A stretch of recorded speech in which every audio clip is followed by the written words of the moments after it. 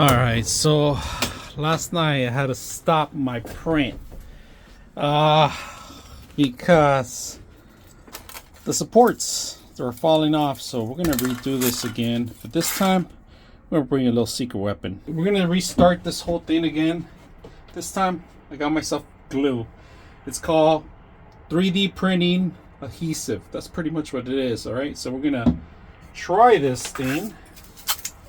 So look how simple it comes out. See, I don't have to struggle to take it off. That's the bad thing about it.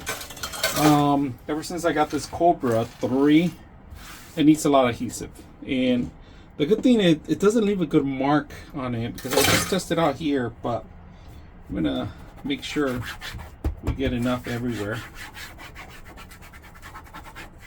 Crank it up. Fortunately, I have to do this. I like that.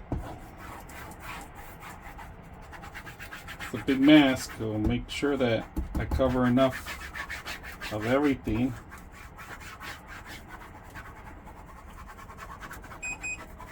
Alright, it's ready to print. Plenty of glue, you guys can see. So let's see how good this thing works, because the other one didn't, without any glue, it's giving us issues. So just make sure that I grab on everywhere. Alright, let's see what we have today, guys. We worked on a couple projects here, but this monstrosity, let's take it apart.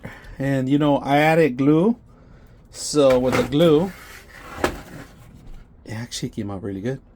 You can't tell anything in here. It actually dissolved or evaporated. So it's not like the old glue where it used to leave like streaks and stuff like that. Now this one, and the supports came out pretty good. I mean, they're not sticky or anything. I like them. I like the glue. So if you're gonna need something like this, this is actually a pretty good way. And look at, I didn't use that much at all.